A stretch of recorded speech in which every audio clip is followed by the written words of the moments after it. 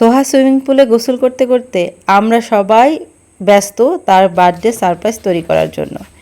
এইদিকে সে যখন গোসল করে এসেছে তখন তার কাজিনদেরকে বলা হয়েছে যেন তাকে নিয়ে সবাই ব্যস্ত থাকে, তাকে নিয়ে ছবি তোলা হচ্ছে এবং তার সাথে যেন সময় পার করা হয়।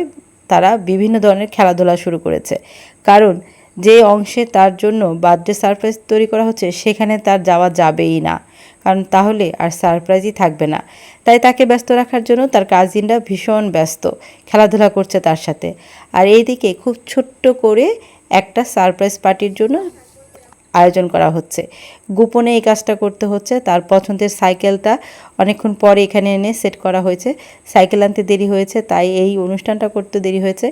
খুবই সাধারণভাবে কিছু বেলুন আর এই সাইকেল, ছোটোখাটো কিছু গিফট দিয়ে সাজানো হয়েছে তার বার্থডে সারপ্রাইজ পার্টি। তাকে নিয়ে আসা হচ্ছে এখন সারপ্রাইজ দেওয়ার জন্য। হ্যাপি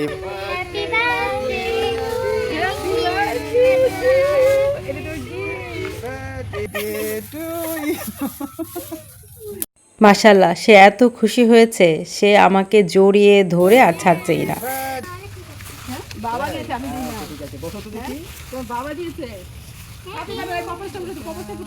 তার অনেক পছন্দের স্বপ্নের পিঙ্ক সাইকেল, বেবি পিঙ্কটা তার ভীষণ পছন্দ, সেই কালারটায় চায়।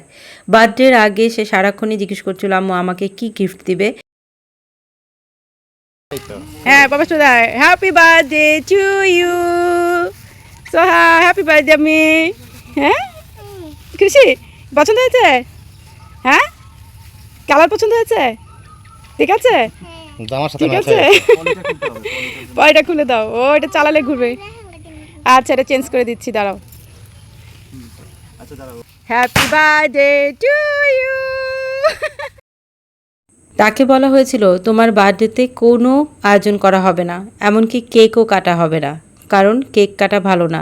সে সেটা মেনে নিয়েছিল, সে কেক কাটতে রাজি হয়নি।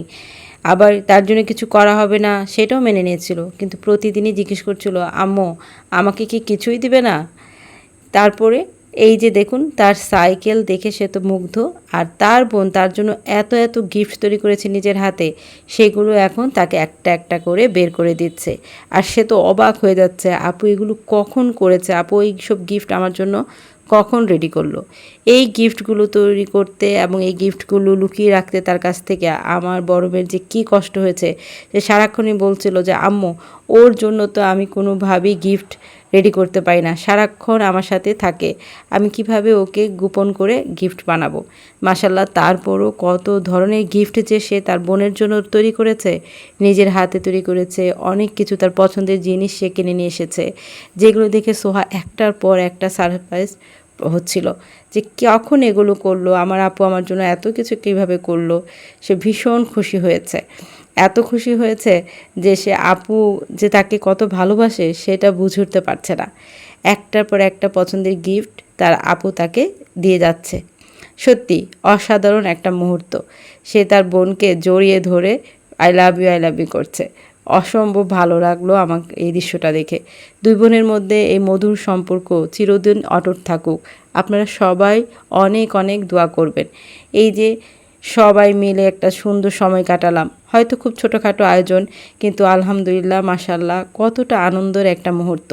সে একটার পর একটা গিফট পেয়ে খুশি হয়ে যাচ্ছে, অবাক হচ্ছে যে আমার জন্য তো কিছুই করার কথা ছিল না, এতটুকুতে যে আমার মেয়ে খুশি, সেটা আমি অনেক খুশি। আল্লাহর কাছে লাখ লাখ শুকরিয়া আদায় করছি তার এই খুশির জন্য।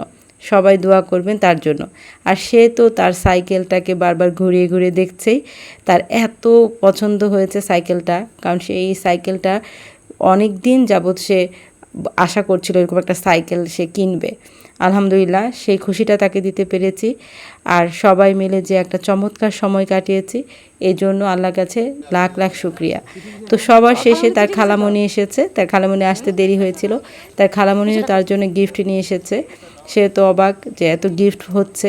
আর তার খালামণি তার পছন্দের একটা কার্টুন ক্যারেক্টার রেখেছে, কার্ড তৈরি করেছে, বার্থডে কার্ড, যেখানে তার সমস্ত পছন্দ কার্টুন ক্যারেক্টারগুলো আছে। সে এত খুশি, সে চিৎকার করছিল, খালামণি তুমি এটা কীভাবে এঁকেছো, এত সুন্দর হয়েছে সেই আঁকাগুলো। সে একটা একটা করে দেখছিল, নাম বলছিল, দেখাচ্ছিল। খুবই সুন্দর হয়েছে আসলেই সে কার্ডটা। তো এই যে একটার পর একটা গিফট সে পাচ্ছে, খুব ছোট ছোট গিফট এবং খুব সাধারণ একটা অনুষ্ঠান, কিন্তু তারপরে তার খুশি দেখে আমরা সবাই খুশি হয়েছি।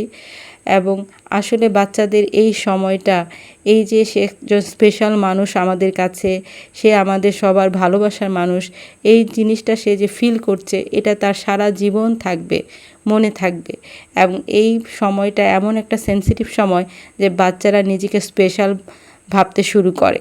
যখন দেখে যে সবাই তাকে মূল্য দিচ্ছে, তখন সে কিন্তু নিজেকে অনেক মূল্যবান ভাবে। যাই হোক, খুবই সুন্দর একটা সময়কে কাটিয়েছি।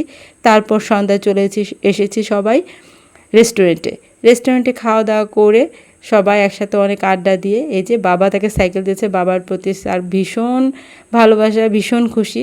তো এই যে বাচ্চাদের সাথে সুন্দর সময় কাটিয়ে সুন্দর একটা দিন পার করেছিলাম, আলহামদুলিল্লাহ।